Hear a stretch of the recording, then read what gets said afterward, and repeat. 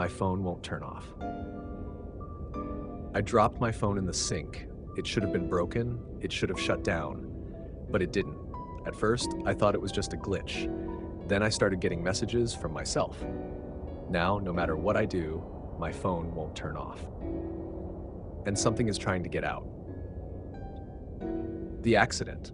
It started with a mistake. I was brushing my teeth before bed, scrolling mindlessly through my phone when it slipped from my hand and landed directly in the sink.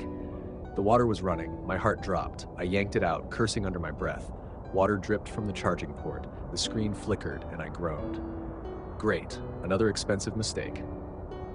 I pressed the power button, holding it down. Nothing. The screen stayed on. Weird. I wiped it dry with a towel, shook it a little. The screen glowed, normal, responsive, not even lagging. It was working too well. That's when I noticed the time.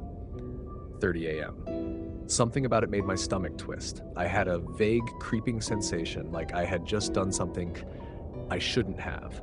I should have left my phone alone. I should have put it down and gone to sleep. Instead, I kept scrolling, and that's when I got the first message. Messages from myself. It was a notification from an unknown number. No contact name, just a blank profile picture. I hesitated before opening it. Why did you drop me?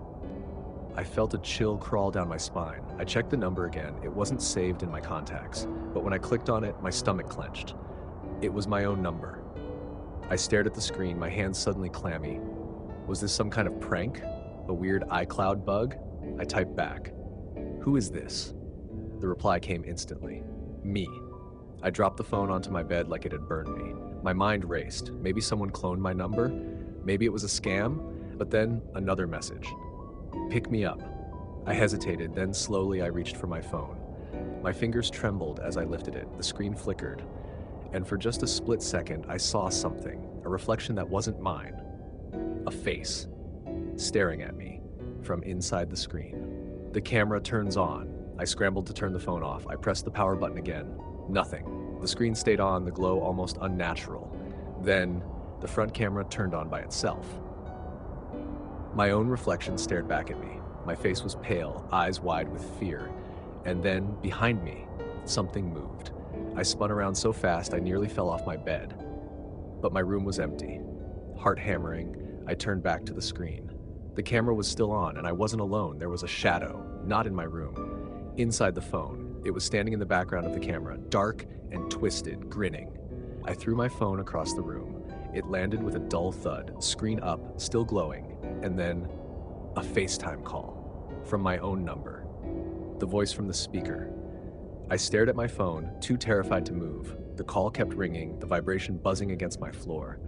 Then suddenly, it answered itself. A voice crackled through the speaker. Let me out.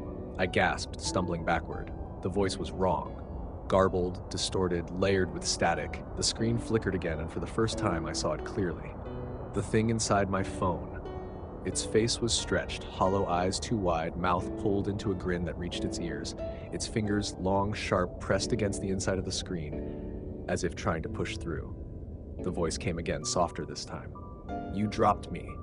Now I drop you. The screen cracked, and then my lights went out. It's spreading. I don't remember what happened after that. I must have blacked out. When I woke up, the sun was rising, warm light spilling through my blinds. My phone was lying next to me, screen still on, only now it had changed. The wallpaper was different, an image I had never set, a photo of me, asleep, taken from the foot of my bed. I turned my phone off. This time, it worked. But I know it isn't over, because just now, as I was typing this, my phone vibrated, a new notification. Don't ignore me, my phone is off, but the screen is still glowing, and I think it's watching me.